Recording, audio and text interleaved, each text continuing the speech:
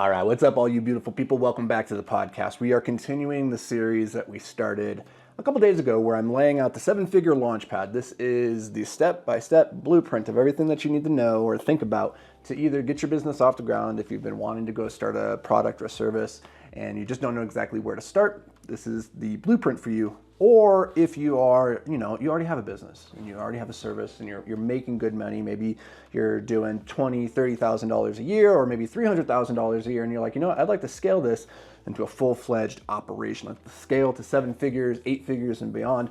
Well, here's the blueprint. Here's what you need to be thinking about at each stage of that journey. So what I recommend is that you go back to the very first episode in this series where I laid out the outline of what we're covering here, specifically something that I call the escape velocity framework. Now, in that framework, we discussed how there's really 3 parts of the equation we need to solve for if you want to build a 7-figure business, which is you, the pilot, the rocket, aka your business, and then the destination. You need to get really clear on where you're trying to go because that's going to inform how we build the rocket, and then what are the skills, the attributes, the beliefs, the habits that you as the entrepreneur need to have. So we need to build all 3 of these things simultaneously. So we started the talk with how do we get clear on where we're trying to go and what kind of business we want to build. What are the things that we are not willing to sacrifice on the journey? What are the things that we are willing to give up? So that was step 1. Step 2 then is talking about the entrepreneur, you, as the biggest constraint to the growth of your business. And how do we systematically remove our weaknesses as an entrepreneur so that we can continue to scale? Because the truth is the 7-figure business is less valuable than you becoming a 7-figure entrepreneur. The business, the rocket, all sorts of things might happen in the marketplace and the economy as a whole. And there are perfectly great businesses that go out of business. But if you are a 7-figure, 8-figure entrepreneur, you have the skills, the habits, the beliefs of that person who can build that machine, then you can always go back to square one and rebuild it. And you can do it again and again and again.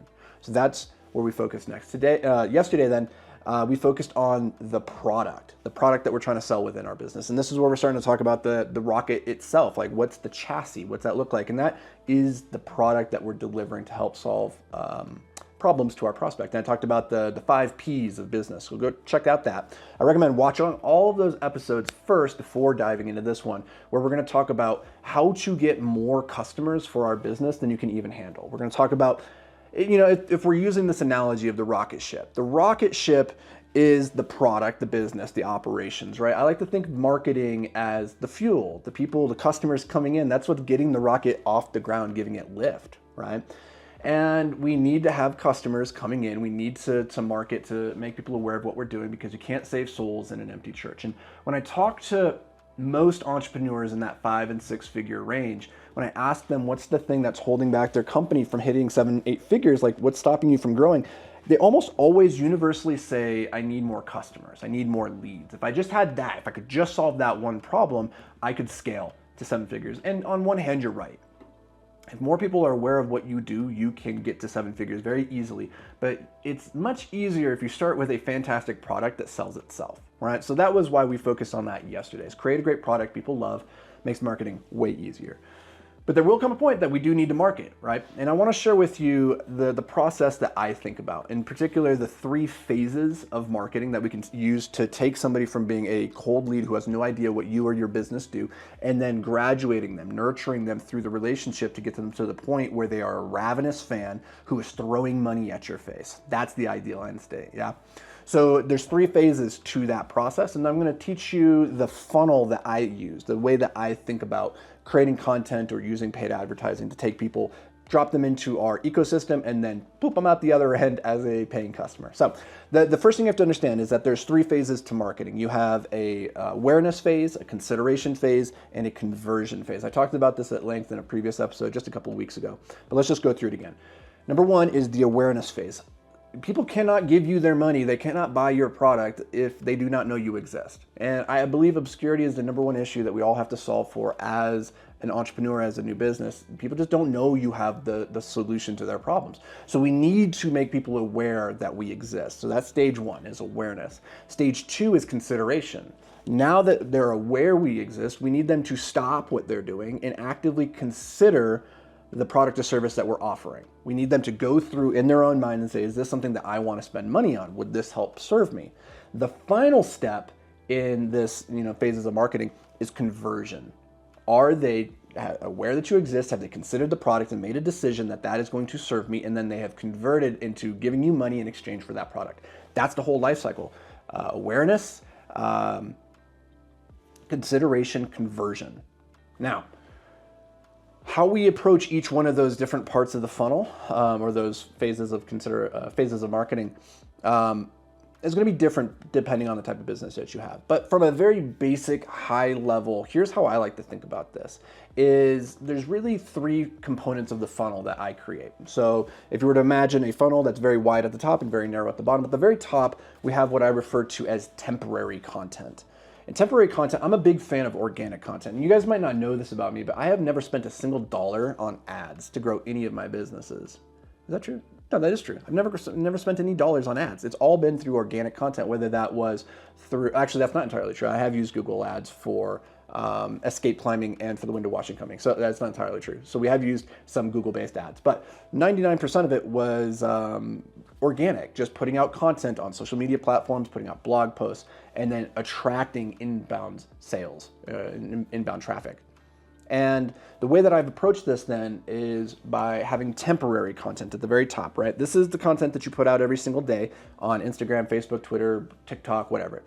These are content pieces that make people aware you exist. This is solving for that very first issue, which is people need to know that you exist, and we need to overcome that obscurity. So we put out content on these different platforms with the hope of grabbing somebody's eye, getting them to engage with it, and for them to become aware that you exist. And these platforms, they tend to prioritize the puppy mill of content grinding, right? Because the algorithm favors new and exciting content. So you might put out the single best TikTok anybody's ever seen, but within a week, it's probably gonna fall off the face of the earth, right? So it's not enough just to try and make people aware and convert and get them to consider your product with just that one 60-second video. It's not enough, right? So the goal of our temporary content is to make people aware that we exist and then to drive them towards the next part of our funnel. The one step lower is towards our evergreen content. And this is where we get people to consider our product, our service, or working with us in some way. So the evergreen content, this is like your podcasts, your YouTube videos, your blog articles, your books. This is content that is not dependent on algorithms for people to discover it. They can find a video or a podcast that you did 2 years ago. They could find it right now, right? They could go deep in that piece of content, and then they might get more awareness and consideration of your product and realize, oh, I like this person. I want to go deeper with them. It's very hard, especially if you're selling a high-ticket item, to convert somebody who is only aware of your temporary content. A 60-second TikTok is probably not enough to get somebody to go deep enough with you to be able to sell them a $5,000 product. So we need this longer form evergreen content where it's more high energy, more high production value, to go deeper with that relationship so that they actively consider, hey, maybe I should give this person $5,000, $10,000, $15,000, $30,000, $50,000, right? And this is how we built the back of Invictus Capital. We have a book that's still top 10 on Amazon after all these years, that's generated $4 or $5 million of direct revenue that I can source just to that book. Our blog articles, our podcasts, all of this has brought investors into our funnel who regularly give us hundreds of thousands of dollars. But that wouldn't have been possible if we had just been doing LinkedIn posts or videos on Instagram, right? It's not going to give you enough time and space to go deep with them. So the top of the funnel is the temporary content that drives them towards our evergreen content, right? So now we have awareness, now have them considering us, and the goal of the evergreen content is to drive them one step lower into the funnel, which is towards our owned media. Now, the problem with social media is that, yes, every human in the world is on social media, so you have unlimited reach potentially, right? The problem is you don't own that platform. And so while you might have 100,000 subscribers on YouTube, you don't actually have a way of contacting them. You can't call them up, you can't stop by their house, right? You can't sell them something because you don't have their contact information. The platforms own all of that, and if they decide at any given moment to shut you down, then you're out of business, right? So we need to drive this traffic from social media, this awareness and this consideration towards our owned media, which is, your email, this is your store, this is your email list. These are ways for us to continue nurturing and deepening the relationship. and ideally getting to that point where we convert them. Now, if you're selling a very high ticket item, that owned media that you're trying to drive them to might be a phone call, right? You try to drive them to your website, try to get them on your email list, and the goal of that email list is to get them to hop on a phone call with you. This is the exact funnel, by the way, that we used at Invictus Capital to raise $40 million over the last 5 years, right? We drive them to the website, we get them on the email list, we then convert them into a phone call, and from that phone call, we sell them on the investments, right? So that's how we go from awareness, consideration, conversion.